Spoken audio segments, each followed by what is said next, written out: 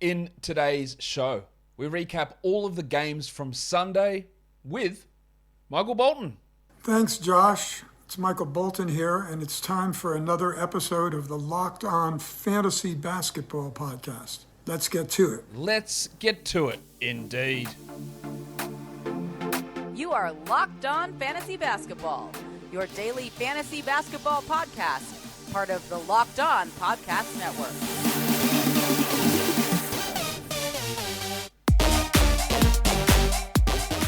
Hello and welcome to the Locked On Fantasy Basketball Podcast brought to you by Basketball Monster. My name is Josh Lloyd and I am the lead fantasy analyst at basketballmonster.com and at Yahoo Sports Australia. And you can find me on Twitter as always at redrock_bball and on Instagram at Locked On Fantasy Basketball. Today's episode is brought to you by BetOnline. BetOnline has you covered this season with more props, more odds, and more lines than ever before. BetOnline, where the game starts. Thank you for making Locked On Fantasy Basketball your first listen every day. We are free and available on all platforms. There were 7 games on Sunday. Hopefully, you were able to make it through. Hopefully, you're able to win your championship. Hopefully, you're able to make it through to semi-final week. Hopefully, you're able to make it through to the championship round. There was some bullshit that went on, as there always is, at this time in the year. So we're going to talk about that. We're going to talk about some more bullshit that's on the slate for tomorrow. So, let's get it on, Gilly. All right. Malcolm Brogdon is out again. I'm not tired. Seems like you are, Malcolm. It seems like you are tired. He is out resting again for the 6th straight game. There is zero chance that he's playing tomorrow. Not tomorrow, again this season. He just can't be. There is no way. Just rule the bloke out for the year. I don't know what's so hard about this. Every game, he's tired, he's got to rest. Just rule the guy out. Achilles soreness. Very easy to do. Very easy to do. But unfortunately, we're not going to get that. But I'm here to tell you. I just don't see how there's any chance that he plays again this season. So if you're holding on to him, do yourself a favor. And, see you later. There's just no reason to hold on to him, really. I don't see how you could. Speaking of how you could hold on to someone, Shai Gilgeous-Alexander's out again. They're going to have a conversation with him to see whether he's able to play again this season. Hint, he won't be. I am sure there is no way he's out again. There's no way. Brogdon is more certain to me that he won't play again this year, but I just don't see that Shai is going to play again this season. Darius Bazley's out again. I don't think he's going to play. But, amazingly, Joe Rogan himself, Jeremiah Robinson-Earl, he's available to return. They needed some bodies. I wouldn't add him, but he is back. Poku gets the boost. Trey Mann gets a boost. Teo Maledon gets a boost. Aaron Wiggins gets a boost, but I don't think Shai is coming back. Shockingly, Fox and Sabonis are out again in Sacramento. I honestly don't think De'Aaron Fox is coming back. Haven't hit that one for a while. And I don't think Sabonis is playing. So again, we rule those guys out. We look at Davion. We look at Damian Jones. Trey Lyles is good boost guys. Donte DiVincenzo. And Trendon Watford got hurt. He won't be playing this season. Josh Hart, I don't think, hasn't been ruled out officially. Josh Hart is out again. I don't think he's coming back. Justice Winslow, out again. I don't think he's coming back.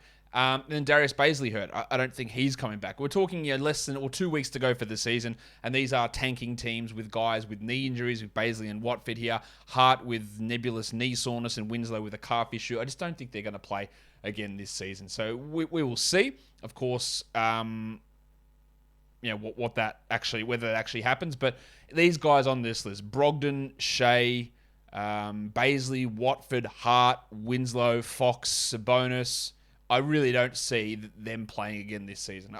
We don't know that for sure. None of them have been ruled out officially for the season, but I just can't see them coming back and playing enough that you need to hold on. It's risky because Shai might miss one game and come back and you've dropped a top 20 player. It's very risky. Same with Fox, same with Sabonis. Less so with Hart and Winslow. They're not good. So Watford, you can move on easily. But everything would tell me they're not coming back.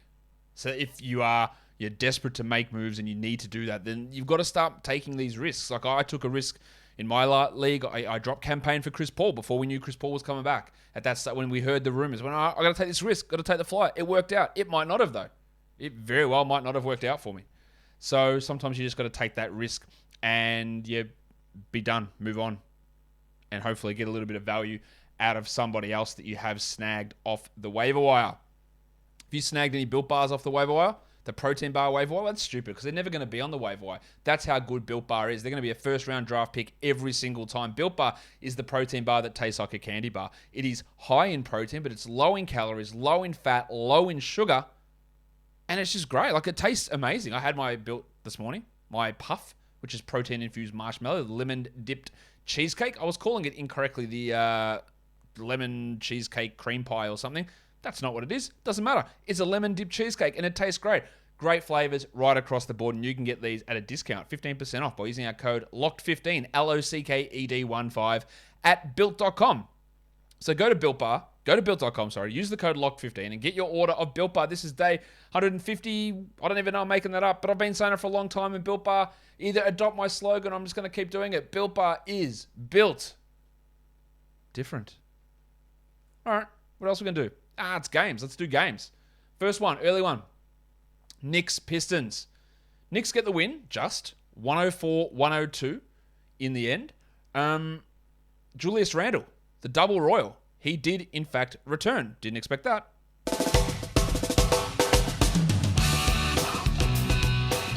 But we did expect that once he was ruled that he was going to return, that it was going to kill Obi Toppin. Toppin had 10 points in 17 minutes. You can go ahead and drop. While Randle had, it was a good line. 20 and 7, 5 assists, 2 threes, 2 steals. Unfortunately, it was horrific from the field, 39%, and then 4 of 8 from the line is actually a killer. That could really have hurt. Mitchell Robinson also re-elevated back to the starting lineup. Only 4 points, but who gives a shit? 9 rebounds, 1 steal, 5 blocks. Just great stuff there. While Alec Burksy. Alec Berg. 18, 5, and 2, a steal, a block, 3 threes. Really come along. Top 85 player over the last 2 weeks. Absolute guaranteed must-roster guy. And I think quickly is as well. He's a top 75 player over that same time frame. 18, 6 and 3, 4 triples, 31 minutes. It's been frustrating getting him the minutes. This guy's legit got top 60, top 50 upside in 30 minutes a night. He's 75th with just 25 minutes a night. He should be playing these minutes, and we're getting a little bit better at it now. Barrett had 21 and 9, but a little empty and rough from the field. While the diseased scrotum of Evan Fournier had 11 points in 27 minutes with 3 threes. I would rather have Burks and Quickly ahead of Fournier on a 12-team roster. Fournier's numbers are just so up and down. He's so scarce in categories that aren't scoring in threes, and then he has those rough shooting nights which just blow you really up. For the Pistons, Jeremy Grant was out. He's another one. I don't think he's playing again this year with a strained calf now and knee soreness and tanking and bullshit. I wouldn't drop him because we just haven't got anything further on that, but I honestly don't think he's going to be playing. With him out, we got 35 Marvin Bagley minutes. He hit a 3, so that's huge. 27 and 7. Now, it's very Bagley that he had 0 assists, 0 steals, and just 1 block. It's un-Bagley-like to have 80% shooting from the line, and he went 79 from the field. This is a huge game. 37 fantasy points, it's great. We know we don't rely upon Bags for that. But with Grant up in the air, Livers dealing with a head contusion, Bagley has some value for you. Alf Stewart, the Flaming Galah. Is that you, Mr. Stewart? Well, who the hell else do you think it'd be? Get in here, you pair of flaming galahs. 37 minutes for this bloke. He hit 2 threes as well. 10 and 10, a steal, a block, 3 threes. He's top 100 over the last 2 weeks. Finally starting to show what we hoped we would see in October, November, December, January, February. It took a while to get here, but it's here. Cunningham had 18.7 assists and 2 blocks, rough from the field, just 39%, while our man Killian Hayes, only 25 minutes, but he had early foul trouble. The good news is he played more than Corey Joseph. It wasn't a good night from him, let's be fair. 6, 6, and 2 for Hayes with a steal, but I think he's a 12-team league option, while Joseph had 9, 6, and 4 in the depressed penis. Sadiq Bey didn't offer much. He's still a 12-team guy, but 14, 3, and 2 is not the greatest night. Olynyk was back in the rotation with Grant and Livers out. You don't need to bother with him, though. 2 points in 18 minutes for Cali. Second game. The Phoenix Suns. They are just too good. They are so far above. Have they clinched the best record in the NBA? I feel like they have. Because they've clinched the Western Conference. Yeah, they have to. They're so far ahead. Are they going to ever rest blokes? Or they're just going to go out and crush blokes every night? That's what it feels like. 114-104, they beat the Sixers. Embiid played 38 minutes, 37, 15, 3 assists, 3 steals, 2 blocks. It's an absolute monster.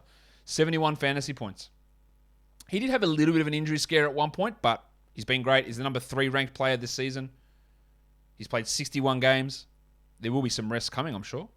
But great. Harden, only 14 points. 18% shooting. RIP your field goal percentage for this matchup. He did have 7 boards and 9 assists, but he's really struggled, hasn't he, of late? Doesn't look. I think his hamstring is a real persistent issue, not only for this year. I'm just not sure it's ever going to get back. That's my worry.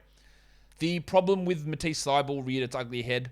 3-0-0 with 0 threes, 0 steals, and had 1 block. Missed his only shot, played 16 minutes. Like, this is the problem, isn't it? He can have 4 blocks and 4 steals, or it can do whatever this shit is. It makes him really hard to be a must-roster guy with so much inconsistency. DeAndre Jordan remains the NBA's worst player. Him playing out there, it's just disgusting. Why do we keep giving him minutes? I know it's not we. It's not me. It's not you. Doc, my guy. Please, stop that. The Thick Hogsman, Tobias Harris.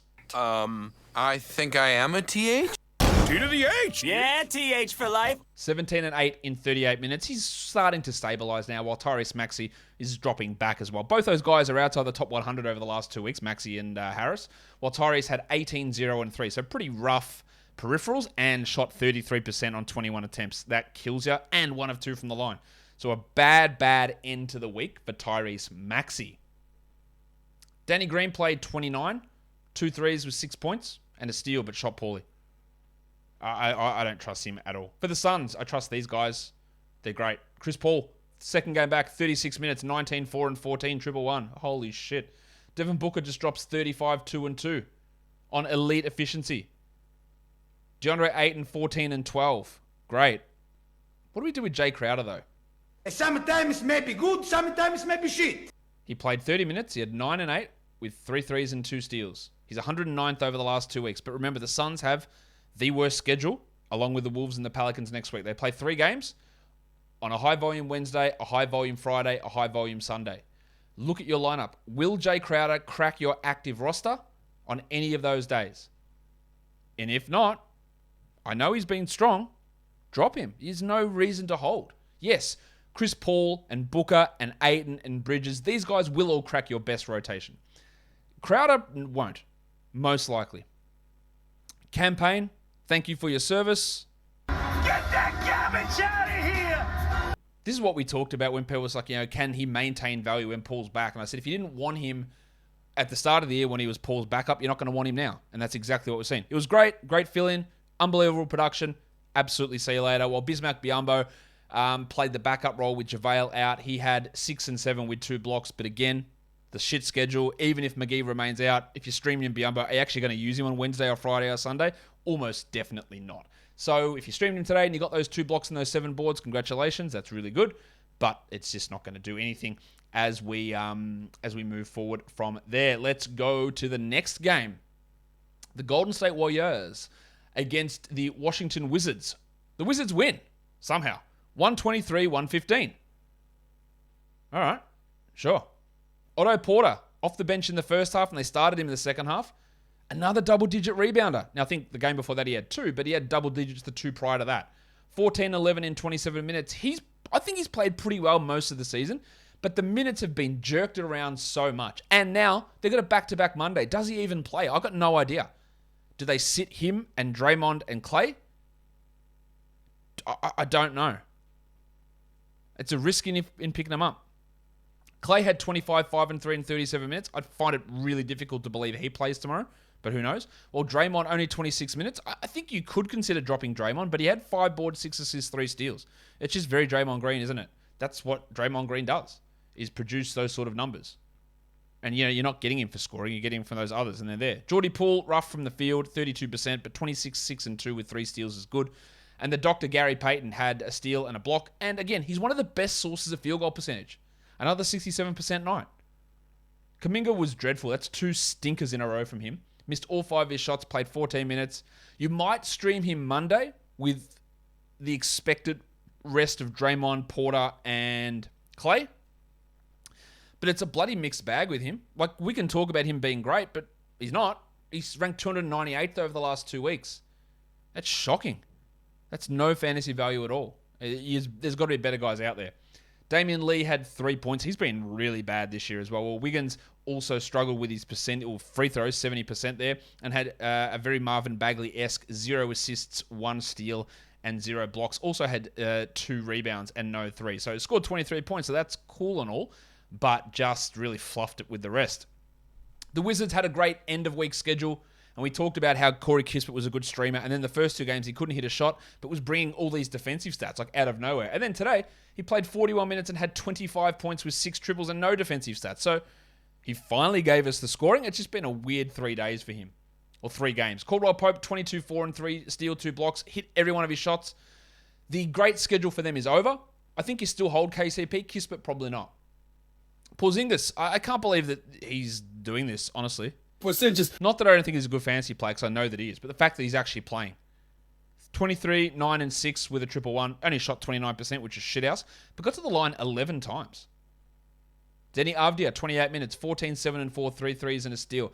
Now, I'll say something. It's not controversial, I don't think, but he is a significantly better player than Rui Hachimura, a significantly better prospect than Rui Hachimura. Rui's had 3 starts here with Kyle Kuzma out and has been absolutely shithouse in every single one of them. If they want to try something, they should be starting Denny in that spot and not Rui. Rui Hachimura has been given so much of an advantage over the last 3 seasons, being gifted minutes when his play has not been up to it and been prioritized developmentally, and it just hasn't done anything, I don't think. And the conspiracy theorist skeptic in me would suggest that the Wizards maybe are doing that for Japanese market penetration. Because honestly, nothing about the way he has played has made me suggest that he just continues to get these opportunities. It was a great... Hey, we knew he was going to start with Kuzma out, and he had a great shot, and he just shit the bed every game.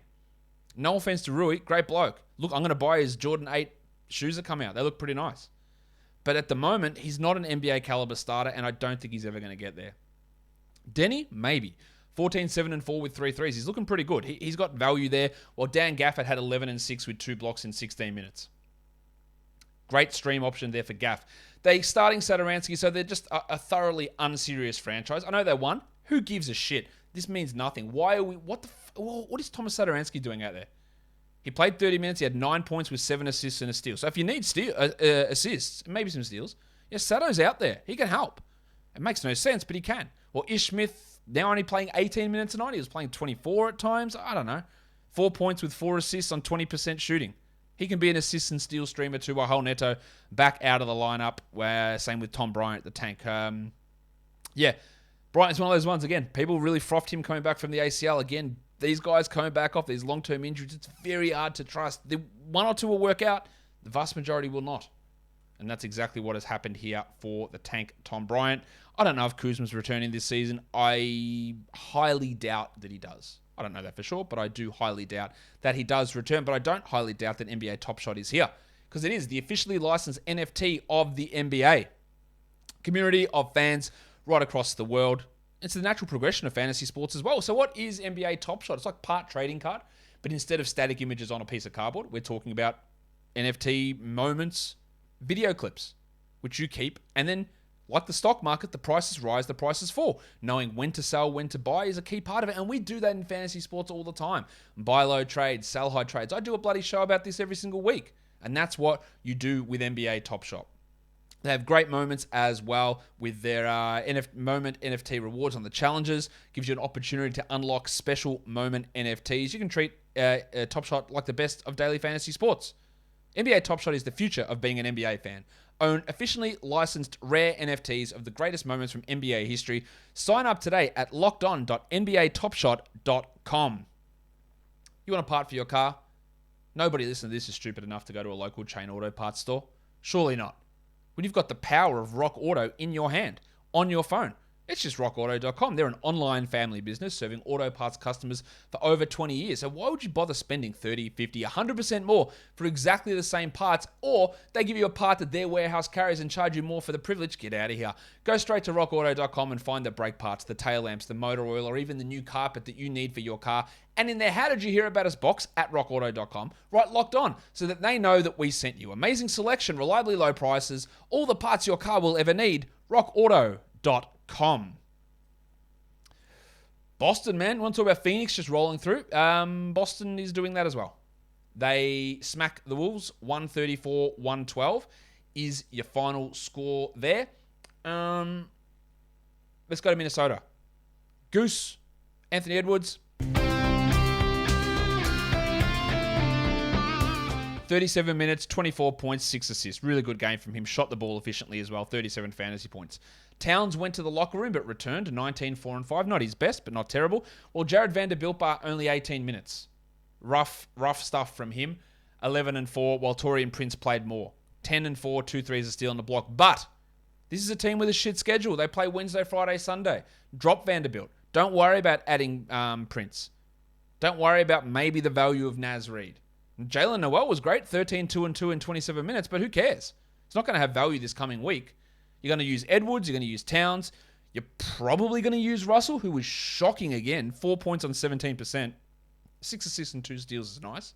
And you probably use Beverly, but maybe not. You might actually be able to drop Patrick Beverly this week. Because again, look at your roster. Is he one of your best 10 on Wednesday, Friday, or Sunday? And if he isn't, see you later. He was shithouse here as well. 7 and 4 with a 3 and a steal. It's a bad schedule. And Vanderbilt, Prince, Noel, Beverly, maybe Russell, probably not. But those other guys can be dropped. Just a bad performance from them here as well in this game. On to the Celtics. Both Tatum and Brown were probable game time decisions coming in with knee issues. I thought Udoka played them too long, 34 and 35 minutes, but they were great. Tatum had 34, 5 and 6 with a steal and a block, while Brown had 31 and 10 with 3 threes and great efficiency. While our mate, Maximum Derek White. Maximum Derek. 30 minutes, 15, 2 and 6. Now, some of that's a bit of garbage time. He also shot the ball well. You can stream him for Monday for sure, but not a must roster. While Smart played just 27 minutes, 7, 3 and 7 with 2 steals. On the bad news side, the Rock DJ, Robbie Williams. Rock DJ. He hurt his knee. It didn't look like there was any single incident, but they said he's in quite a bit of pain. He's not going to play tomorrow. So Grant Williams and Daniel Tice get a real boost because Al Horford is unlikely to play Monday as well. So you're going to have Tice and Williams as your starters up in Toronto. So there is some stream value for those guys for tomorrow's action. So just be aware of that Rob Williams is out and Al Horford is likely out. We'll get confirmation more on Horford tomorrow, but at this stage, unlikely to play. So you got your Grant Williams and your Daniel Tice, who might be streamable guys that can come in. Now, just as I'm doing this, I'll get back to talking about the Celtics in a second, but news on the Warriors, they are unlikely to play Draymond, Clay, and Otto Porter tomorrow. So they are all doubtful to play in that back-to-back. So we were talking before about we're uncertain on it. They are all doubtful to play. Smart only played 27 minutes. They didn't need him to go back in, and White was playing well, so don't panic too much there. While Grant Williams, 7 points in 28 minutes with not much, a block and a 3. Like, there is some stream value in him, but it's not great. Peyton Pritchard is a good 3 streamer, 11 points with 3 triples and 5 assists. There might be some extra minutes for him with some of these guys. And if you're in deeper leagues, Luke Cornett's going to have to play. Maybe only 10 or 12 minutes, but in a 20-team league, that is actually important, and that might be able to make something of a difference with both Rob and Al likely out for Monday. Just keep an eye on that with Cornette. Maybe even Sam Hauser. Let's do the next game. The Los Angeles Lakers go down to the New Orleans Pelicans. 116-108 is the final score. The Lakers were up big. They just couldn't miss in the first half, and then they shit the bed down the stretch, and they are now the 10th seed. They are a half game ahead of the Spurs in 11. They might miss the play-in. This was massive because it meant the Pelicans could move ahead of them, and it means the Pelicans have a likely chance now of getting that Lakers draft pick, which could be a top 10 pick.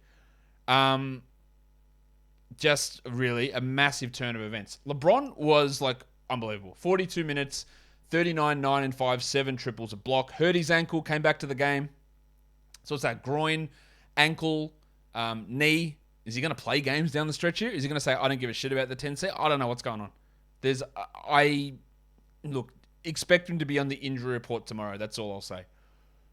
But a good game from him. 18, 7, and 5 for Russ in 32 minutes. Didn't take a free throw, so didn't hurt you there, and was great from the field. He's been much better of late, top 70 over the last 2 weeks, while Monk played 29 minutes off the bench and had 23 points with 6 assists. That's great. We just can't trust it with the role that he's being given. This time he played over Austin Reeves, but it hasn't always been the case. Reeves played 20 minutes and went scoreless, but had 6 rebounds and 6 assists. And this rotation continues to be one of the most up and down in the league. Stanley Johnson played 35 minutes last game. He had 19 here. Dwight Howard played 33 minutes amazingly, had 8 and 10, but don't rely upon that every game. Wenyen Gabriel started, had 4 and 2 in 18 minutes and had 4 fouls, so limited his playing time. So, Carmelo Anthony's rostered in a bunch of 12-team leagues, by the way. It gives me great pleasure to tell you this. Get that garbage out of here! He's been shithouse. Outside the top 220 over the last 2 weeks. 3 points for him in 15 minutes. Horton Tucker's not a 12. Johnson isn't. Gabriel isn't. Howard isn't. Reeves isn't. Monk's barely won. And they're in real trouble. For the Pelicans, Ingram returned. Only 26 minutes, but 26, 7, and 5 is great. And Herbalife Jones played 38 minutes with Ingram coming back. So he didn't lose out. Also had 16 points, but 6 steals and 3 threes. That's great. He had been tapering off. As I've said on the waiver wire shows and stuff, have a look. On Wednesday, Friday, Sunday, does he fit into your best 10 players on that day? If not, he's a drop. I know that seems crazy after a game like this, but just have a look. I love that Trey Murphy had 21 points in 25 minutes and hit 4 threes, but it doesn't matter because their schedule's shit next week. Well, Valanciunas had 19 and 12, good from him, and McCollum 18, 4, and 6. Jackson Hayes, jack him off. Get that garbage out of here! Jose Alvarado, thank you for your service, but Get that garbage out of here! 4, 2, and 1 for him. Oh yeah, Devontae Graham. Get that garbage out of here! 17 minutes, 2, 2, and 2. Actually, he had the worst Richie Beno you could possibly have. 2 for 2, 2, 2. Shot 17% from the field. But with Ingram back, with a terrible schedule, no game Monday, Tuesday, like holding on to Alvarado or Hayes or Graham is pointless. Yeah, Bill Hernangomez played 4 minutes. This is without Larry Nance as well. Nance could come in and hurt these guys even more. Najee Marshall had 2 points in 21 minutes. So we're holding Valanciunas, Ingram, McCollum, and maybe Jones. Everyone else, who you did use at the end of this week, great streaming for them this week, adding in with that 3 game in 4 nights, that's done now. And now they turn into the worst schedule in the NBA next week. So you can go and drop those Hayes, Alvarados, Hernangomez's, Grahams, Marshall if you tried that, maybe Jones, just depending on how your squad looks and the rotation. Let's go to the next one. It is the Utah Jazz going down to the Dallas Mavericks, the undermanned Utah Jazz, to be fair. They lost Rudy Gobert before the game. They had no Hassan Whiteside, so they had no centers. They had to start Eric Pascal, the triangle. They did recently sign Greg Monroe, but he wasn't available to play. Rudy Gay was probably their best performer, 18 points in 23 minutes with 8 rebounds, but I don't really think there's any fantasy value there, while Clarkson had 14, 3, and 6. Don Mitchell, really rough. 32 minutes, 12, 5, and 4, 31%. He hurt his ankle as well, so let's watch to see whether there's any problem in that one. And then Mike Conley was equally bad. 14, 0, and 7. No steals, no blocks, and 2 of 5 from the line. Like, that is just a horrendous free throw night. Pascal had 10, 1, and 1. He's just not a good NBA player. And I don't think you need to hold on to Royce O'Neal if you still are. Get that garbage out of here! He did have 2 steals, so there is something in that. But 6 points, 2 threes. He's been bad for a while now. Juancho had 7 and 9 in his 29 minutes as he's starting for Bojan, but they're without Whiteside, House, Gobert, and Bogdanovic. 4 rotation players, including 2 starters in this game. And yeah, they got smacked. For the Mavericks, Brunson, 32 minutes, 22, 10, and 5. He struggled a little bit when Dinwiddie arrived, but he's sort of back on track now, while Reggie Bullock, who'd been shitful, blew up. 23 points with 7 triples. It's very hard to trust him, because prior to this, he was ranked 213th over the last 2 weeks on a per-game basis. But that upside in minutes and points and threes is there. Doncic had 32, 10, and 5. Looked like he was dealing with a bit of an issue with his arm, so let's watch that. Well, Finney-Smith, not great. I would still hold Finney-Smith. And Dinwiddie also, one of his worst recent games. Only played 23 minutes here, Spence did. 12, 4, and 2. That's not a bad line, but yeah, you would hope that we get a little bit more. And Dwight Powell, who'd also been playing well, struggled to 6 and 5 in 22. He's a 12-team adjacent player, much like Muxie Kleber, who's more 14-team adjacent. 2 and 7 for Muxie, with no threes and no blocks. And we know occasionally they'll go big. It just hasn't been happening at all for him of late. And the last one, The Charlotte Hornets with a massive win on the road against the Brooklyn Nets, 119-110. LaMelo Ball was great. 33, 7-9, 7 triples and 3 steals. LaMelo is currently a top 18 player this season. He's been great. PJ Washington, we've been waiting a while for this. Some days you get your 6 points and then 2 steals. And we haven't really had that big blow up. He did it today with 18, 11, and 5. Unfortunately, no defensive stats, but a great game there. And Rozier had 14, 7, and 5. He has definitely cooled off from that top 10 run that he had. Cody Martin played 21. He had 2 threes with 8 points. He's been an okay 14-team league guy. And Plumlee had 7 and 8, which is fine, but obviously nothing awesome. Bridges, just rough shooting. 24, 8, and 2, it looks great when you look at it. But 38% on 24 attempts kills you. And then 3 of 6 from the line is really destructive. But still, good counting stats. Speaking of good counting stats, Montrezl Harrell had 2, 1, and 1. He played 7 minutes. It should not take teams this long to find out. Admittedly, it didn't take Charlotte long to find out that he shouldn't play that much. And he has been a droppable guy for a very long time. If you are still holding him, which apparently a lot of people are. Get that garbage out of here! Same with Kelly Oubre, who had 2 and 4 on 17% in 17 minutes. These guys are just basically out of the rotation now. Well, no, that's not true. Oubre's in the rotation. But I reckon if Gordon Hayward was fit and ready to go tomorrow, Oubre wouldn't play. He's really struggling. For the Nets, Durant, 27, 8, and 7 in 42 minutes. That's a lot there. And shot poorly, 38%. A lot of minutes. Drummond, 31 minutes. That's almost the most he's played for Brooklyn, I think. 20 and 17, 3 steals and 3 blocks. Historically, he's always put up good numbers against Charlotte, no matter who they've had. Always good numbers. Rough from the line, killed you there. He went, 6 of 11? That's rough.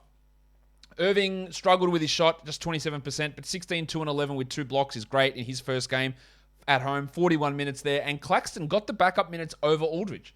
Just 15 for Claxo, 9 and 4, but he had 2 blocks. But importantly, he played over Aldridge. Whether that will be the case moving forward, I don't know. But it's something to watch. Seth Curry struggled a bit, 12 points with 2 threes, and so did the Shark Bruce Brown, who had 10 and 6 in 25 minutes. Dragic also good stream value, 7, 6, and 6 in 30 minutes with 2 steals and a block. A good assist streamer, some steal streaming for Goran as well. He's not going to be the best guy to have or a must-roster guy, but their schedule next week is good. 3 low-volume games. So you could consider him as someone we can stream in at the very least and get some value on those nights, despite it only being a 3-game week. They play on the low volume days, so you're holding your Brown, you're holding your Dragic, your Claxton. I don't know what they're going to do with Claxton and Aldridge, how those rotations are going to go. It's still up in the air, but at least you're going to be able to use those Nets players next week as opposed to a Wolves or a Pelicans or a Suns fringe guy who you're just not going to get any use out of. Your lines of the night for today. The monstrous is Jayson Tatum. Your waiver wire is Reggie Bullock. Your young gun is LaMelo Ball. And the dud of the night is the very droppable Devontae Graham. Top 10 players today. Jayson Tatum at 1, followed by LaMelo Ball. Then Joel Embiid, LeBron James, Kentavious Caldwell-Pope, Chris Paul, Kevin Durant, Jaylen Brown, Anthony Edwards, and Jalen Brunson. Top 10 players rostered in under 50% of leagues. Reggie Bullock. Yeah, he was really good. I don't trust it, but there is enough upside there. Kispert was good. I definitely don't trust that. Anthony Gill, I didn't even talk about him. He had a really good game. That's with Kuzma out. That's very deep league stuff, though. Otto Porter won't play tomorrow, unfortunately, it looks like, so the stream value is dead there. Trey Murphy, don't buy it. Rudy Gay, don't buy it. Peyton Pritchard, maybe for tomorrow, especially if Tatum or Brown sits. I really like the value there. Jalen Noel, terrible schedule. Corey Joseph, not interested. And Claxton, a little bit interested, given the schedule for them.